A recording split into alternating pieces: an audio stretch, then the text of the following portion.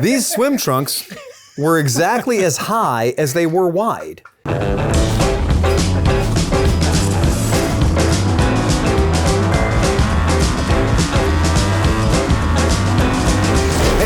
I've got my friend Oscar with me, and we have had a summer. I mean, we have had trips, we've had adventures, we've gone everywhere.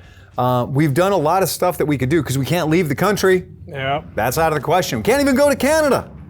Well, maybe a little bit now, but not then, not for sure. So since we can't go out of the country, we've had some trips in the United States, had some fun. One of the things we did was some friends of ours in Buffalo, New York, put on a scooter rally every year that just can't be beat. And we've gone to rallies at every kind of venue. We've gone to rallies that were in hotels. We've gone to rallies that were in people's backyards. But this rally takes place on what can only be described as the goodest of good old boys biker campsite. Even as soon as you walk in or drive in, there's a huge...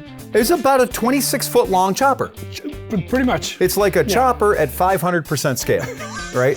And it's made out of things they found in the yard. Pretty much. So somebody who had a lot of welding skill a lot of time and a lot of sheet metal on their hands and a lot of time on their hands. Everything there is like, take an American icon and make it bigger, because that makes it better. And the place is called, not the Ponderosa, no, that would be too on the nose. It's called the Hogarosa, the Hagarossa campgrounds.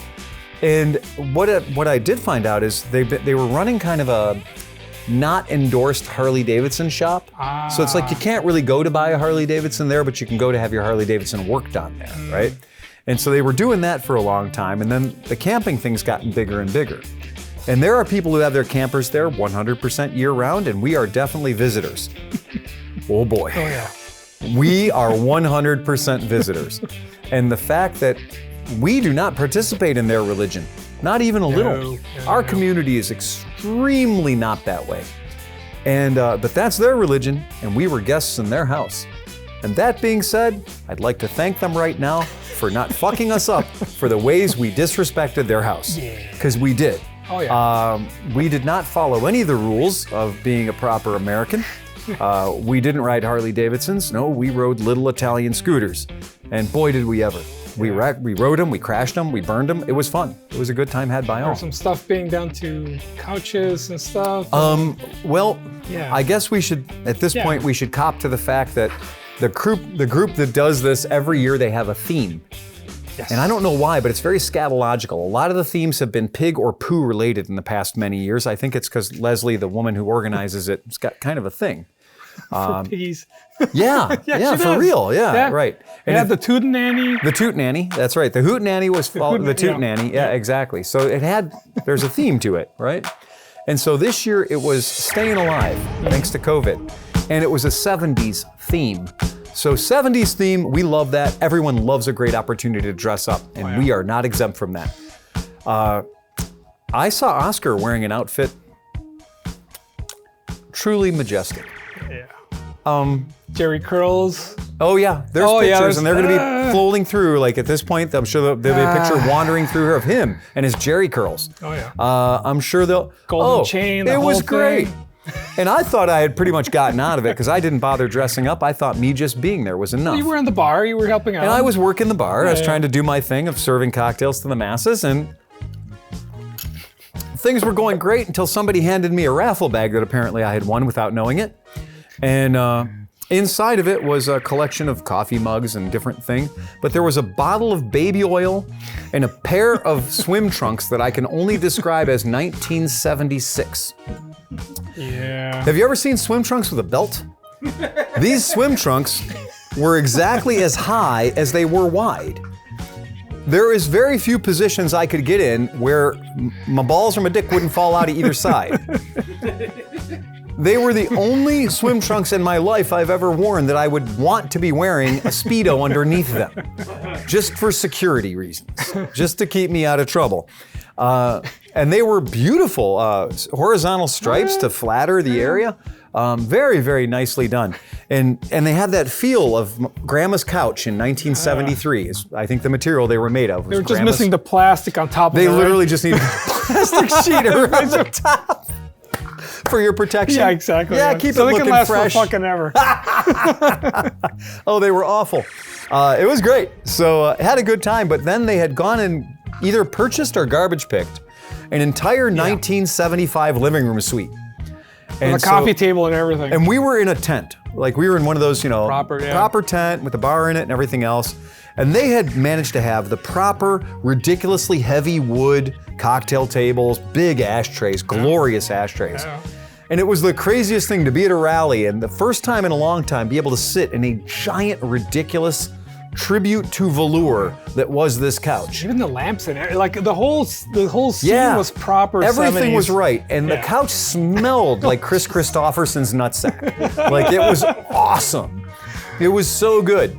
And we had a great time. And then at some point it rained sideways. It didn't matter. Nah. We were loaded and rolling, as the Canadians like to say. Yeah. We were having a great time.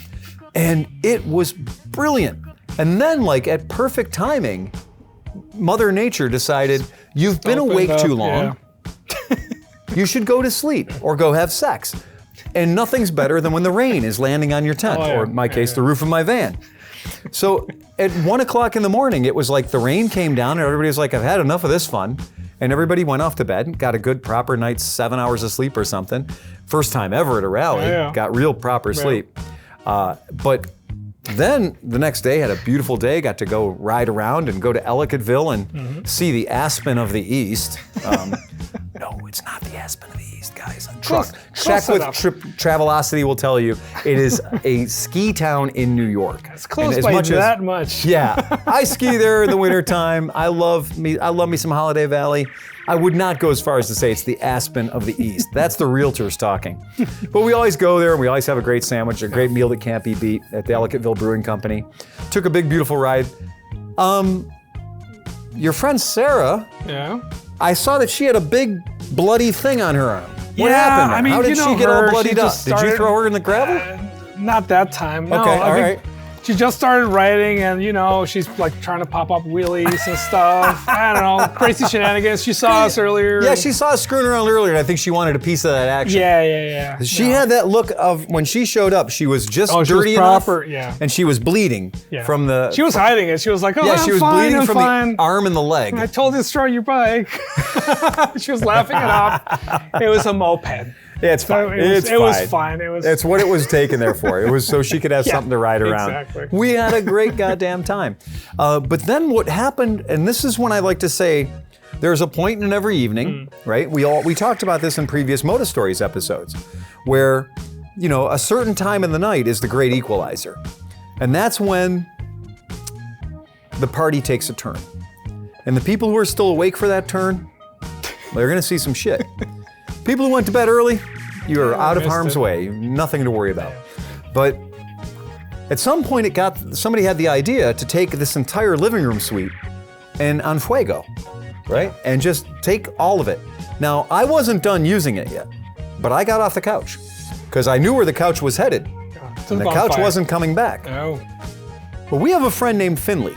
And Finley, the first time I met Finley, he was inside his mother. And it's not because they have a weird family, it's because he was not born yet. And I have a picture of me holding Finley with one hand. That's how young Finley was.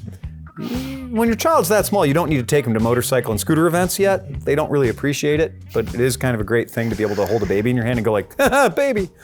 But Finley now is an adult. Wow. And Finley's a straight up dude. So Finley had this great idea.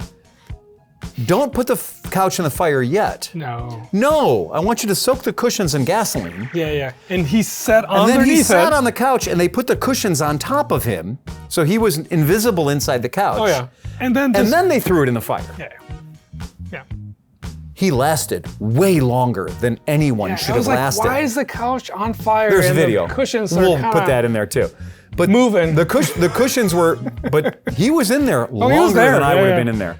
Because it wasn't like, he got in the fire and he got the fuck out. No, he got in the fire and he made sure the cushions were properly lit before, as I like to say, unassing the AO. And he did. And hats off to you, Finley, for keeping the rally shenanigans thing alive. Because at that point, we were all like, okay, well, we're off the clock now. What? We're all off the hook. None of us have to do anything stupid for the rest of the night. we were joking earlier about our friend MotoGP from NoCo Podcast. Moto. Yep. He, through his taking it to 11 and bloodying himself, provided a safe out for the rest of us. Yeah. None of us were rally asshole because he was there. And Findlay, well done, Findlay. Took one for the team. Took one for the team. Set that bar super duper high. None of us had to match it. It was great. I love it. No. That was proper. It was a good rally. We had a great time. Everybody had a great time. Seeing friends again that you haven't seen for like a year and a half.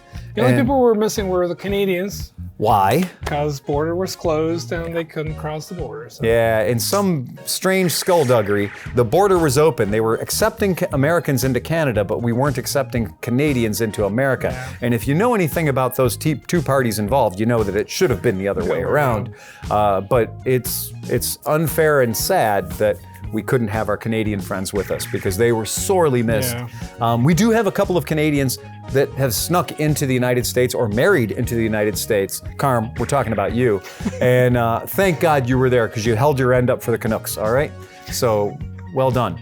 And that was a lot of fun. Yeah. It was a great time. We had a blast. And I think the takeaway from that is, when you're tearing your shit down and you're packing it in on Sunday, and you're going home, this was one of those events where I was like, I'm not ready. No, I'm not ready yet. I need a couple more days of this. I'm not ready to go home. And I was looking around at the rally site of people that were doing what they call like a very slow and excruciating exit.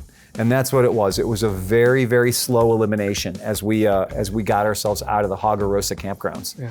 But here's to you guys in Buffalo. You know who you are. Sean and Leslie and Danielle, you guys do so much hard work for us. Thanks, guys. You guys bring us a fucking fantastic rally every year. We have to thank you. As Oscar and I have done a lot of traveling together. We've been to Isle of Man. We've been all over the world. Being a part of your events and doing the things that you've set up for us has really been a highlight for us. So we really appreciate it. We love you guys. So, hey, Moto Stories with Unkie Phil at gmail.com. That's where you put your comments, criticisms, lewd comments. I was there and that shit didn't happen. That goes right at there. Moto Stories with Unkie Phil at gmail.com. That's where that goes. Do you want to shit on the sound guy? Hey, Sleepy Cinch. Yeah, fuck you, that's where you put it, right at the bottom. Put all that stuff in the comments. Corporate, exactly. Corporate C. Corporate Not C. Sleepy C anymore, corporate C. Yeah. Fuck corporate C. Right, fuck corporate C. And you can put that right at the bottom, right there for him. What I'm not going to tell you though is we have a podcast too, and in our podcast, somehow we got to saying like the podcast was everything we wanted. It was the best thing in the world, 3 stars. That's a joke that we do over there. Yeah. That doesn't work here, guys, okay? No. Please, if you love us, give us some love, right? Yeah. And here's a trick. It costs absolutely nothing to subscribe, but I did check. It's $2,000 to unsubscribe. Right? So keep that in mind. Subscribe because your friends love you. We want you to have a good time. So with that, remember to ride fast and take chances. And next episode, we're going to talk about drinking in Las Vegas, and it's going to get weird, I promise. Yeah. All right.